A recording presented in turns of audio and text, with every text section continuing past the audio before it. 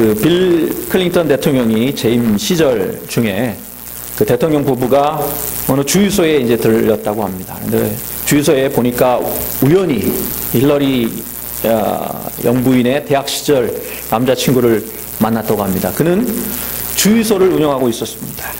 그래서 어색하지만 반갑게 인사하고 이 돌아오는 길에 빌 클린턴 대통령이 힐러리 여사에게 물었답니다. 만일 당신이 저 남자와 결혼했다면 지금 주유소 사장 부인이 돼 있겠지? 근데 힐러리 그 영부인이 뭐라고 되받아쳤겠습니까? 아니, 저 남자가 미국의 대통령이 돼 있을 거야.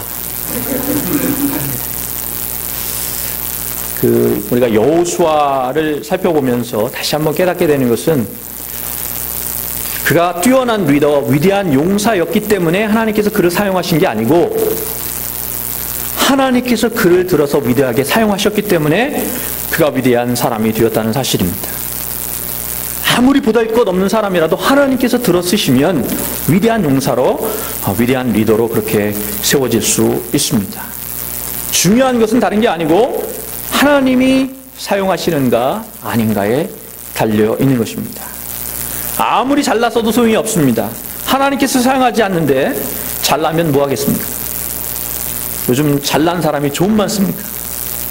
중요한 것은 하나님께서 사용하시는가 아닌가에 달려 있습니다. 또한 우리가 기억할 것은 여호수아가 처음부터 그렇게 훌륭한 리더가 아니었다는 사실입니다. 자신을 철저히 훈련하고 준비함을 통해서 리더가 될 준비를 갖추게 되었고, 그래서 하나님이 허락하시는 기회가 주어졌을 때 그 기회를 붙잡고 위대한 지도자로 빚어져 갔다는 사실입니다. 여러분, 하나님께서 저와 여러분들을 새로운 역사를 창조하는 위대한 리더로 사용하게 되실 줄로 믿습니다. 대답하신 분, 아멘 하신 분들만 그렇게 되실 줄로 믿습니다. 믿음이 있어야죠, 하나님. 우리 보잘것없어도 하나님께서 우리를 들어서 그렇게 사용해 주실 수 있는 믿음을 우리가 가져야 될 줄로 믿습니다. 그러나 그러려면 우리가 먼저 준비가 되어 있어야 합니다. 저는 이런 기도를 늘 합니다. 하나님, 저를 큰 교회로 보내주십시오. 그런 기도는 안 하고요. 제가 섬기는 교회가 부흥되게 해주십시오. 그러나 먼저 제가 하나님 앞에 큰 사람 되게 해주십시오. 위기의 순간에, 꼭 필요한 순간에 하나님께서 들어서 쓰실 만한 그런 준비된 도구가 되게 해주십시오. 저는 그렇게 기도합니다. 옛날에 그 선동열 감독이 현역이던 시절, 당시에 해태였던 것 같습니다. 그렇죠? 선동열 해태였죠. 그런데 해태가 1점, 2점 차로 박빙의 리드를 하다가 위기의 순간이 닥치면 딱 김웅영 감독이 타임 그러고 걸어 나옵니다. 그죠? 그러고 나서 누가 나옵니까? 네. 틀림없이 나오는 투수가 있었으니 그 이름은 선, 그죠? 기억 안 나세요? 네, 선동열 그때는 뭐 1, 2점 차 리드만 지키면 무조건 나왔잖아요. 나오면 거의, 방어율이 뭐 1.2였잖아요. 0점대였잖아요. 그죠? 네, 기억들을 못 하시는 것 같습니다. 기억력이 너무 안 좋으신 것 같은데. 그런 시절이 있었습니다. 보면서 저는 그런 생각을 해봅니다. 우리 모두가 위기의 순간에 하나님께서 믿고 내보낼 만한 그런 비장의 카드가 되면 얼마나 좋을까. 그러기 위해서 우리가 준비가 되어야 될 줄로 믿습니다. 선동열 그 당시 구원투수도 그냥 아무 때나 훅 나가는 게 아니더라고요. 뭘 하고 있습니까? 항상 1회 때부터, 1회 때부터는 아닌 것 같아요. 선동열 감독 선수는 좀 중간쯤 되면, 한 3, 4회쯤 되면 벌써 몸을 풀고 있죠. 그죠? 웜업을 하고 있습니다. 불펜에서 열심히 자기 몸을 만들고 있습니다. 그러다가 딱 위기의 순간이 되면 나가게 되는 것입니다. 우리가 어떻게 웜업을 해야 할 것이냐, 또 우리가 어떻게 우리를 준비해야 할 것이냐, 함께 살펴보기를 원합니다. 먼저 하나님께 붙들마대에서 새 역사를 창조하는 그런 리더로 쓰임을 받으려면 앞장서는 사람이 돼야 돼요. 앞장서는 사람이 돼야 됩니다. 뒷짐지고 니들이 나가라, 그런 사람은 절대 리더가 될 수 없어요. 이스라엘 왕이 없을 때 하나님께 왕을 달라고 막 졸라댔습니다. 그러니까 하나님께서 마지못해서 왕을 허락하시는데 그렇게 세워진 초대 왕이 누구였습니까? 사울 왕입니다. 사울 왕. 그런데 사울 왕이 처음에 무척 겸손했어요. 그래서 사무엘이 그를 기름 부으려고 할 때 이렇게 대답합니다. 전 이스라엘 지파의 가장 작은 베냐민 사람입니다. 게다가 제 가족은 베냐민 지파 중에서 가장 미약한데 어떻게 제가 왕이 될 수 있겠습니까? 그리고 왕이 되어서도 용감하게 앞장서서 이스라엘을 이끌고 갑니다. 보니까 야베스 성이 위험에 처해서 도움을 청합니다. 그러니까 밭을 갈고 있었어요. 아직까지 왕정이 정확하게 세워지지 않으니까 밭을 갈고 있었는데 그가 자신이 몰던 소를 잡아서 각을 떠서 그것들을 전령들에게 나누어주고 이스라엘 모든 지역에 보내면서 누구든지 나와 사무엘을 따르지 아니하면 그들의 소도 이와 같이 될 것이다. 그러면서 앞장서서 싸움을 싸웁니다. 그런데 시간이 흐르니까 어떻게 됩니까? 교만해집니다. 그래서 하나님의 말씀을 순종하지 않고 또 사무엘을 대신해서 제사를 지내게 됩니다. 또 위험에 처할 땐 이제는 앞장서는 게 아니고 뒤로 물러섭니다. 그래서 블레셋이 쳐들어왔을 때 골리앗이라는 장군이 나와서 야 누구든지 나와봐라. 나랑 한판 붙자. 네? 그러면서 너희 겁장해드리고 또 하나님의 군대가 이렇게 욕하는 저주하는 그러한 것을 서슴지 않습니다. 그런데 아무도 나서지 않아요. 사울 왕도 나서지 않았습니다. 뒤로 물러서 있었습니다. 그때 누가 나섭니까? 성경에 보니까 어린 소년 다윗이 나섭니다. 사울이 그때 말립니다. 내가 가서 저 블레셋 사람과 싸울 수 없으니 너는 소년이요 그는 어려서부터 용사임이니라. 다윗이 답합니다. 제가 들에서 아버지 양을 칠 때 사자와 곰이 와서 새끼들을 물어가면 제가 따라가 그것들을 치고 그 입에서 새끼들을 구했습니다. 그리고 그 짐승이 일어나 나를 해하고자 하면 제가 그 수염을 잡고 그것들을 쳐 죽였습니다. 제가 사자와 곰도 쳤는데 살아계신 하나님의 군대를 모욕하는 이 할례 받지 않은 블레셋 사람이겠습니까? 그도 그 짐승의 하나와 같이 될 것입니다. 그러면서 이제 말릴 수가 없잖아요. 그러니까 사울 왕이 어떻게 하냐면 자신이 입고 있던 목동이가 그냥 일반 옷을 입고 있었을 텐데 자기의 군복과 그 다음에 투구와 갑옷을 입혀줍니다. 근데 소년이고 사울도 꽤 큰 사람이에요. 그러니까 안 맞는 거죠. 그러니까 다윗이 불편해서 이렇게는 도저히 싸울 수가 없겠습니다. 제가 원래 입던 대로 입고 나가겠습니다. 그래서 평상시 입던 목동의 옷과 그리고 물맷돌 그리고 물매 조약돌 5개죠. 그래서 들고 나가 싸웁니다. 근데 중요한 것은 자 누가 리더냐는 겁니다. 이 상황에서 누가 리더냐는 겁니다. 객관적으로 보면 리더는 이스라엘 왕이었던 사울이 리더예요. 그러나 그 순간 사울은 뒤로 물러서고 다윗이 앞으로 나서는 순간 리더가 바뀌는 거죠. 리더는 이제 다윗이 되는 것입니다. 왜냐하면 리더는 앞장서는 사람이기 때문이에요. 결국 다윗이 골리앗을 무찌르고 돌아왔을 때 이스라엘이 어떻게 반응하느냐? 사울은 천천히요, 다윗은 만만이라. 아마 사울도 그 뒤에 열심히 싸웠던 것 같습니다. 그러나 다윗만은 못했다. 그 말에 결국 사울은 평생 다윗 뒷골만 쫓아다니다가 불운하게 일생을 마친 그런 사나이가 됩니다. 여러분 여호수아도 마찬가지였어요. 그가 이스라엘 지도자가 된 것은 그가 앞장서는 사람이기 때문에 이스라엘 지도자가 된 것입니다. 그가 뭐 특별한 것이 아니라 앞장섰기 때문에 이스라엘 지도자가 되었는데 이스라엘이 출애굽한 다음에 제일 먼저 싸운 전쟁이 아말렉과의 전쟁입니다. 아말렉과의 전쟁에서 모세와 아론과 훌은 산꼭대기로 올라갔죠. 그런데 여호수아에게 명령합니다. 네가 군대를 이끌고 나가서 싸워라. 그랬더니 여호수아가 모세의 명령을 따라서 군대를 이끌고 나가서 최전선에서 용감히 싸우는데 출애굽기 17장 13절 제가 읽겠습니다. 가능하면 성경책 지금 준비하시고 자 여호수아가 칼날로 아말렉과 그 백성을 쳐서 무찌르니라. 여호수아가 칼날로 아말렉과 그 백성을 쳐서 무찌르니라 이렇게 기록하고 있어요. 그렇게 결론을 내고 있어요. 물론 이스라엘이 다 같이 싸웠겠지만 그 선봉에 여호수아가 있었다는 얘기입니다. 여호수아가 이렇게 앞장서는 사람이었습니다. 그리고 먼저 가나안을 정탐할 때도 어떻게 했습니까? 에브라임 지파의 지도자입니다. 리더입니다. 그런데 최적진에 지금 들어가는 위험을 무릅쓰고 들어가는 그 자리에 뒤로 물러서지 않고 본인이 가게 되는 것입니다.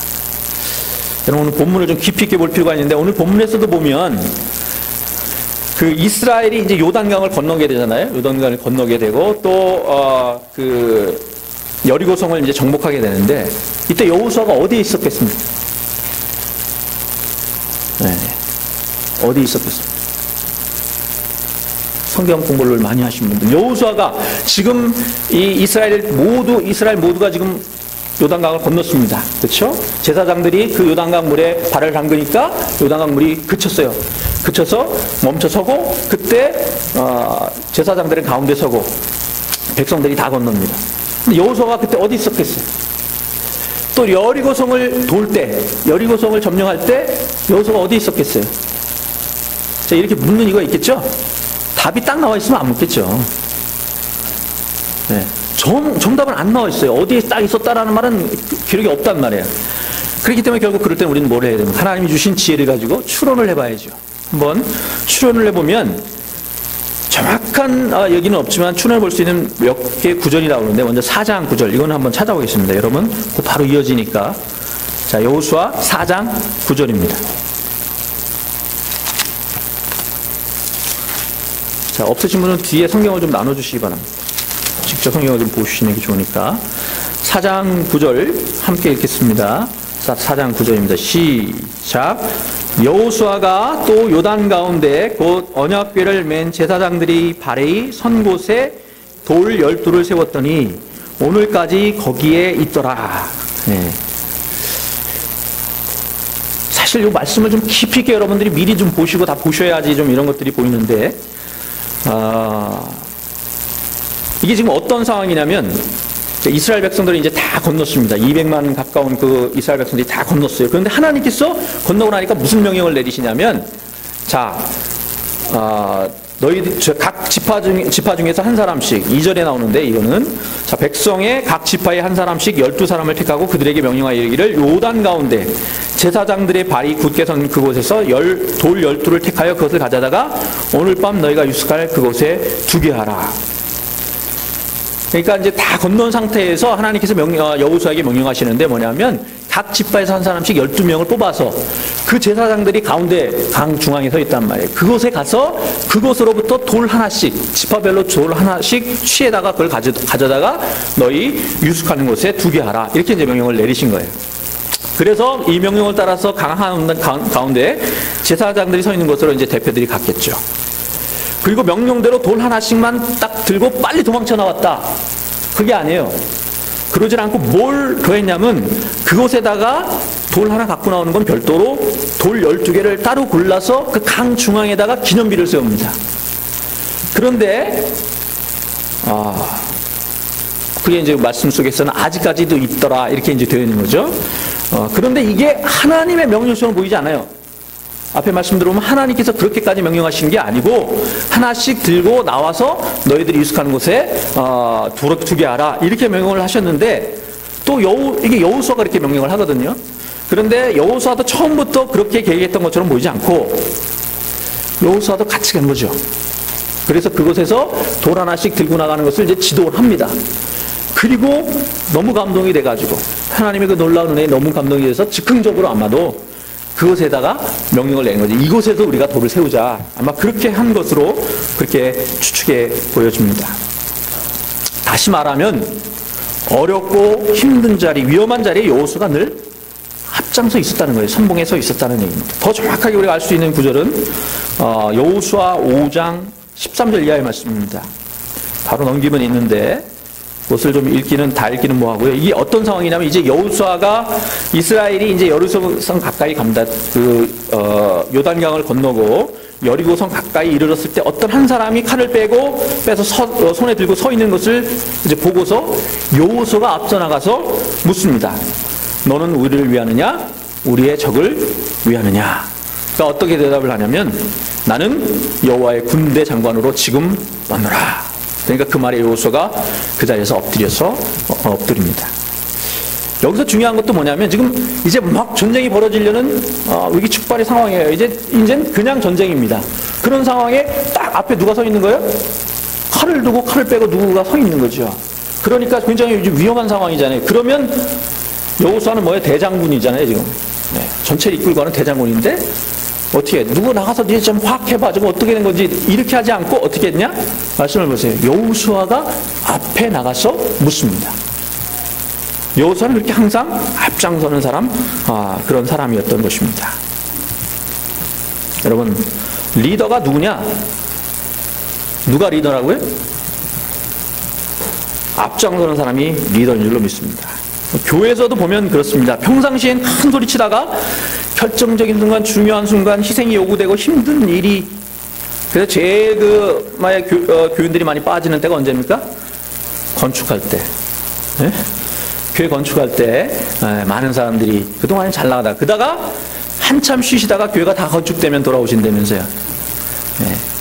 힘들고 어려울 때 뒤로 물러서는 사람들, 빼는 사람들은 리더가 될 수가 없는 것이죠. 예전에 그런 기도 참 많이 들었습니다. 저도 많이 들었는데, 머리가 될지언정 꼬리가 되지 않게 해주십시오. 성경 말씀을 인용해서 자녀들을 위해서 하는 축복 가운데 하나가 머리가 될지언정 꼬리가 되지 않게 해주십시오. 그렇게 열심히 기도하는데, 그런 똑같은 부모님들이 자녀에게 뭐라 그러냐면, 야, 위험한 곳엔 가지 말거라. 위험한 순간엔 절대 나서지 말거라. 이 말이 돼요? 위험한 순간에, 힘든 순간에, 위기의 순간에 앞장서지 않는 사람이 어떻게 리더가 돼요? 그죠? 리더라는 건 그런 순간에 앞장설 수 있는 사람이 되어야 하는 것입니다. 오늘날 기독교가 위기의 순간이라고 그러는데 이때에 나서야지요. 믿음의 사람들이 나서야 됩니다. 앞장서서 하나님 나라 이 땅 일구기 위해서 우리를 불태우고 하나님 앞에 우리를 드릴 수 있는, 그래서 정말 하나님께서 마지막 때에 들어쓰시는 귀한 리더들이 되시기를 주님의 이름으로 축원합니다. 두 번째, 어떤 사람이 새 역사를 창조하는 리더냐? 먼저는 앞장서는 사람이 리더입니다. 앞에 가는 사람이에요. 그래서 모범을 보여주는 사람이 리더인데, 두 번째는 시키는 것만 하는 사람이 리더일까요? 딱 시키는 것만 그냥 마지못해서 하는 사람, 그런 사람은 리더가 아니에요. 리더는 남 시키지 않아도 자기가 할 일을 스스로 찾아서 하는 사람이 리더가 되는 것입니다. 하나님께서 여호수아에게 각 지파에서 한 사람씩 12명을 택해서 요단 가운데 제사장을 선 그 자리에서 12돌을 가져다가 각자 거하는 곳에 두게 하라, 이렇게 이제 명령하셨다는 말씀을 드렸는데, 성경 보니까 하나님이 명령하신 건 그게 다예요. 딱 그렇게만 명령을 하셨어요. 그런데 여호수아는 하나님께서 왜 그렇게 명령하셨는지 알았던 것 같습니다. 그래서 거기다 무엇을 덧붙이냐면, 자, 여호수아의 설명은 이렇습니다. 너희는, 좀 돌려주시기 바랍니다. 성경 본문. 자, 5절로 넘어가면 앞에 그 3절은, 2절은 하나님께서 말씀하신 거고, 이제 여호수아가 백성에게 이르되, 그들에게 이르되 요단 가운데로 들어가 너희 하나님 여호와의 궤 앞으로 가서 이스라엘 자손들의 지파 수대로 각기 돌 한 개씩 가져다가 어깨에 매라. 이것이 너희 중에 표징이 되리라. 후일에 너희의 자손들이 물어 이르되 이 돌들은 무슨 뜻이냐 하거든 그들의 이르기를 요단물이 여호와의 언약궤 앞에서 끊어졌나니 곧 언약궤가 요단을 건널 때에 요단물이 끊어졌으므로 이 돌들이 이스라엘 자손에게 영원히 기념이 되리라 하라. 그러니까 앞에 것들을 하나님께서 여호수아에게 말씀하신 것이고, 그 부연 설명으로 이제 백성들한테 얘기할 때는 많이 설명이 덧붙어요. 그렇죠? 그래서 왜 이렇게 하나님께서 하라고 하셨냐 하면, 너희들이 기념이 되도록, 너희 후손들을 위해서 기념이 되도록 그렇게 하게 하라, 이렇게 얘기하는데, 한 가지 재밌는 게 있어요. 여기 재밌는 게 한번 보시기 바랍니다. 하나님께서 여호수아에게 명령하실 때는 돌의 크기를 얘기하지 않으셨어요. 그냥 어떤 돌이든지 들어다가 기념케 하라, 너희 그 유숙하는 곳에 두라, 이렇게 이제 얘기를 하셨는데, 반면에 여호수아는 백성의 마음을 알았던 것 같습니다. 요단강이 이제 평소에는 한 30m 정도, 폭이 한 30m밖에 안 되는 좁은 강이, 그냥 건널 수도 있는 강이라고 합니다. 근데 이제 헬몬산이 산에 눈이 녹으면 그 물이 범람을 해서 지금 이제 이스라엘 요단강을 건너는 이 시기에는 그 폭이 1.6km 정도까지 간대요. 1.6km 정도. 강의 중간이면 얼마나 됩니까? 자, 1.6 디바이드 바이 2. 자, 2로 나누면 얼마지? 0.8? 800m. 800m. 그러니까 지금 800m를 그 돌을 들고 가야 되는데 재밌는 표현이 여기 나옵니다. 여러분 같으면 어떤 돌 고르시겠어요? 자, 800m를 돌을 들고 가야 되는데, 자, 기념할 돌을 골라라. 여러분 어떤 걸 고르시겠습니까? 큰 돌? 조그맣고 이쁘고 귀여운 돌. 이런 거 고를 텐데, 여호수아가 뭐라고 명령했냐면, 돌 한 개씩을 가져다가 어떻게 하라고요? 보세요. 돌 한 개씩 가져다가, 아까 5절 맞습니다. 5절 마지막에 보니까 돌 한 개씩 가져다가 어떻게 하라고요? 어깨에 매라. 요만한 돌 여기 어깨에 이 완장처럼 달라는 얘기가 아니잖아요. 그죠? 이거 무슨 얘기예요, 이게? 낑낑거리면서 이 손으로 들고 가기 힘든 거죠? 그렇기 때문에 어떻게 어깨에 메고 800m를 가야 되는 거예요, 지금. 하나님은 그런 얘기 하신 적이 없어요. 근데 여호수아가 이스라엘 백성들의 마음을 아는 것이죠. 정말 무겁게 낑낑거리면서 강 중앙에서 메고 정말 쉬운 길을 택하는 것이 아니고 그렇게 나온 돌. 그게 또 뭐냐면 이동할 때마다 이거 갖고 다녀야 돼요, 지금. 무슨 의미냐면 그걸 갖고 다니라는 거죠. 그리고 너희들이 이제 정착하는 곳에서 두고 이 돌이 뭐냐고 묻거든 너희들의 자손들에게 하나님께서 너희 앞에서 요단강 건널 때 하셨던 그 일을 말해주고 그걸 기념하게 하라. 지금 이렇게 얘기하는 거죠.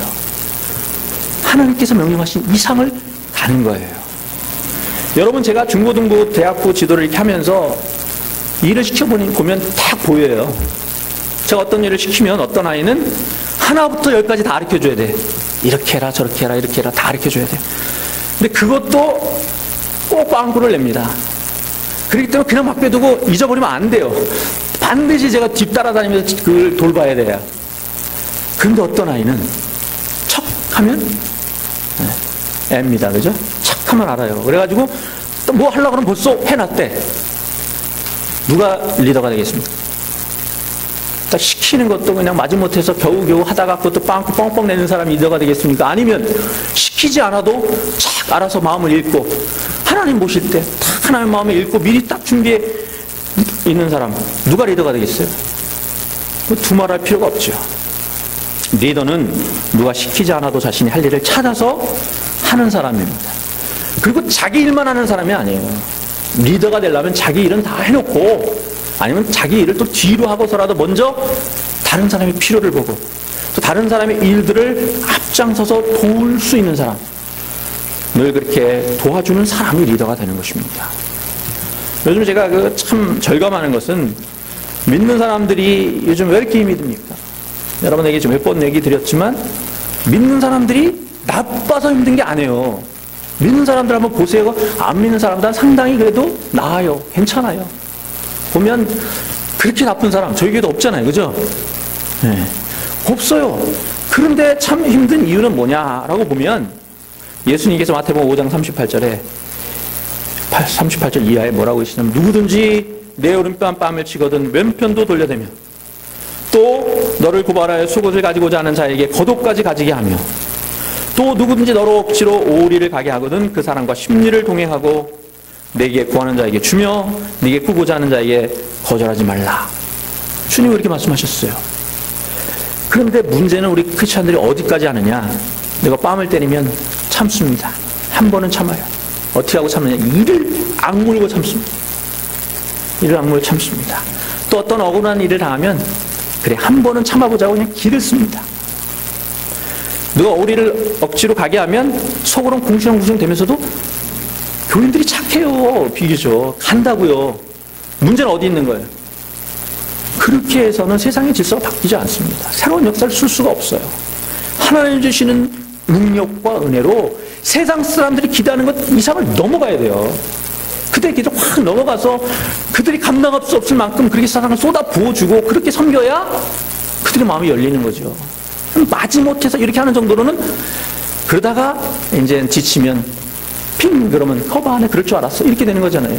그러니까 우리는 힘들게 싸워간다고 생각하는데 힘들게 섬긴다고 생각하는데 세상을 바꿀 힘은 하나도 없는 거예요. 주님이 분명히 말씀하셨습니다.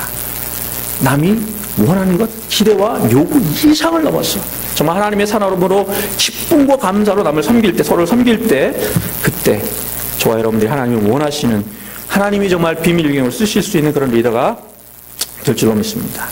저 여러분이 모두 그런 리더로 쓰임받게 되기를 축원합니다.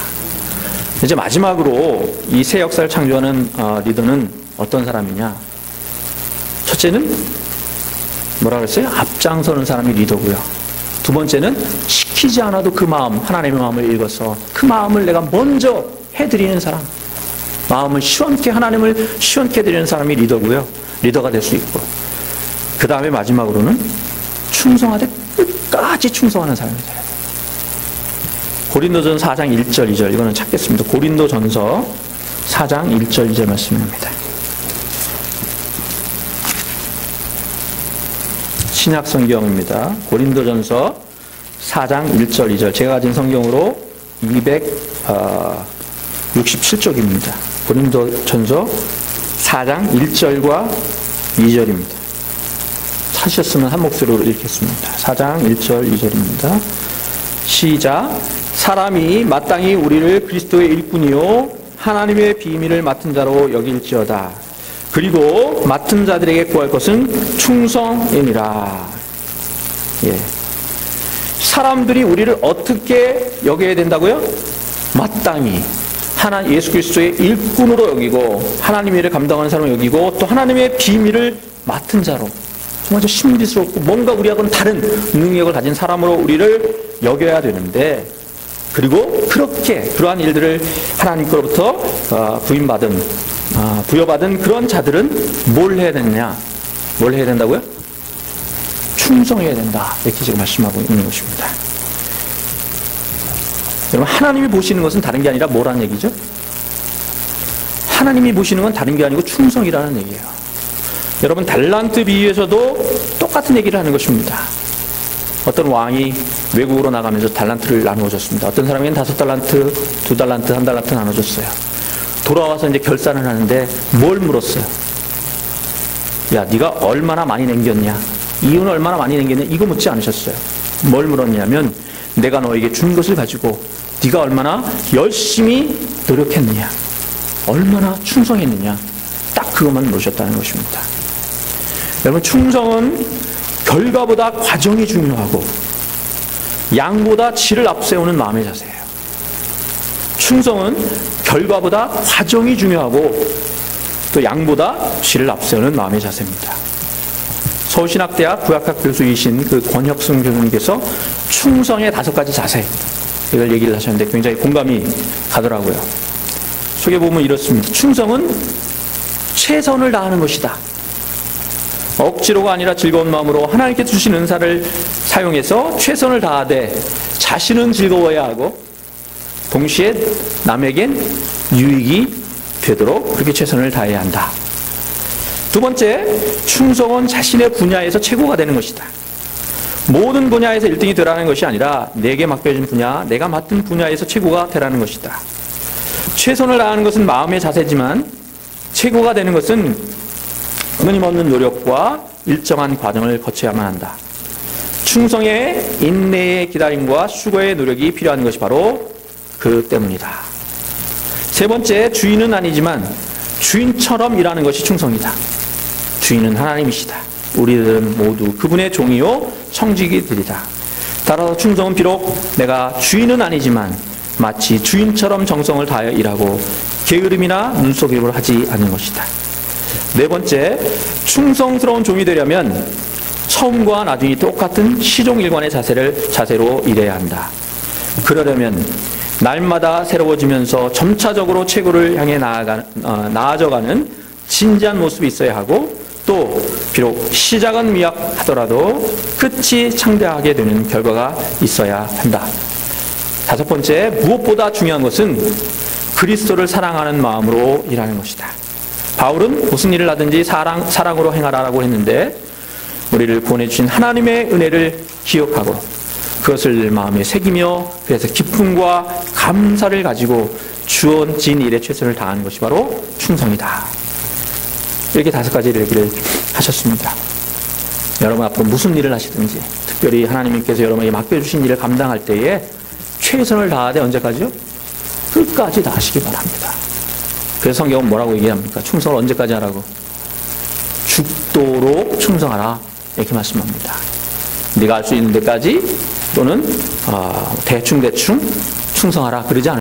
여러분 록펠러의 전기에 보면 그 가장 신임했던 아치볼드라는 그런 사람이 나와요. 아치볼드라는 사람이 나오는데 이 사람이 누구냐면 록펠러의 회사 스탠다드 오일이라는 회사가 있었는데 그 회사의 말단 직원이었다고 합니다. 근데 그 사람의 별명이 한 통에 4달러. 그러니까 이게 오일 회사니까 기름 회사니까 석유 회사니까 한 통에 4달러라는 그런 별명을 가졌는데 어떻게 그런 별명이 붙었냐면 일에 대한 열정이 남달랐던 그가 출장지 호텔 숙박부에 이제 당시에는 기름을 팔러 많이 여행을 다니니까 호텔에 묵게 되는데 그때 호텔 숙박부에 자기 이름을 적고서 그 옆에다가 작은 글씨로 뭘 썼냐면 한 통에 4달러 스탠다드 오일. 그냥 빼지 않고 기록한 사실이 알려지면서 그 얻은 별명이었습니다. 동료들은 그 한마디의 묵과 무슨 의미가 있어 바보 같은 짓이지 그러면서 조롱과 야유를 섞어서 그의 별명을 불러댔습니다. 그러나 에치볼드는 언젠가는 자신의 작은 노력이 쌓여서 회사에 큰 도움을 줄 수 있을 거라는 믿음을 가지고 있었습니다. 그러던 어느 날 에치볼드가 캘리포니아의 한 작은 도시로 출장을 가는데 늦은 밤이 돼서야 겨우 호텔을 찾게 되었습니다. 숙박부를 쓰고 방으로 들어와 침대에 누운 그는 너무나 피곤했습니다. 그런데 갑자기 숙박부에 자기 이름만 쓰고 온 것을 깨닫게 되었습니다. 다시 옷을 챙겨 입고 내려가서 종업원의 숙박부를 달라고 하고 그곳에 한 통에 4달러 스탠다드 오일이라는 문구를 적어 넣었습니다. 그때 멀리서 그 행동을 지켜보던 그런 신사가 다가오더니 이렇게 묻습니다. 왜 그렇게까지 하는 것이오? 에치볼드가 답합니다. 우리 회사를 조금이라도 많은 사람에게 알리려는 겁니다. 혹시 이 호텔을 찾은 손님 중에서 갑자기 석유가 필요한 분이 계시다면 제 숙박부를 본 종업원들이 우리 회사의 것을 권할 확률이 높지 않겠습니까? 그로부터 한 달이 지난 어느 날 에치볼드는 영문도 모르는 채 회장 록펠러의 초청을 받게 됩니다. 그날 호텔에서 만났던 노신사가 바로 회장 록펠러였던 것입니다. 그 자리에서 에치볼드는 본사로 발령을 받게 됩니다. 그리고 그로부터 5년 후 록펠러가 은퇴하면서 새로운 사장이 임명되었는데 그 이름이 누굴까요? 네, 한 통에 4달러 아치볼드였습니다. 말씀을 맺겠습니다. 여러분 하나님께서 우리에게 쓰시기를 원하죠. 하나님한테 쓰임받는 우리가 되기를 원합니다. 그렇게 리더로 지도자로 우리가 세움받기를 원하는데 그러려면 먼저 솔선수범해서 앞장서는 성도가 되어야 될 줄 믿습니다. 늘 남 뒤에 숨어서 꽁무니만 쫓아다니는 그런 성도가 아니고 주님 따라서 남들보다 앞서가는 남들을 이끌고 가는 그런 성도가 되시기를 바랍니다. 그리고 누가 시켜서 하는 게 아니고요. 억지로 마지못해서 하는 것이 아니고 정말 기쁨으로 하나님 나라 그 일을 위해서 여러분에게 주어진 일을 감당하시기 바랍니다. 감당하실 때 그렇게 충성하실 때 도에 지나치도록 정말 죽도록 그렇게 충성하는 그러한 우리를 통해서 하나님께서 새 역사를 써가시는 줄로 믿습니다. 우리가 각각 달란트가 다릅니다. 은사도 다릅니다. 또 처해 있는 상황도 다릅니다. 그렇기 때문에 누가 객관적으로 크냐 작냐 교회에서 목사가 제일 크고 그 다음에 장로 집사 이렇게 가는 게 아니에요. 중요한 것은 뭐예요? 하나님께 각자 여러분들에게 주어진 달란트가 있고 은사가 있고 여러분에게 주어진 책임이 있는 것입니다. 그것을 얼마나 충성되이 잘 감당하느냐입니다. 내가 처해 있는 지금 여기에서 충성하는 것이 중요합니다. 과부가 가진 엽전 두닉 몸이 10개라도 모자라는 그렇게 중요하고 바쁜 시간 중에서도 하나님 앞에 드리는 그 한 시간을 귀하게 받으신 일로 믿습니다. 병들고 깨진 질그릇 같은 그런 인생일지라도 우리가 깨진 항아리 소리로라도 하나님을 찬송할 수 있기를 바랍니다. 그것이 하나님이 기뻐 받으시는 산 제사이기 때문입니다. 기도드리겠습니다.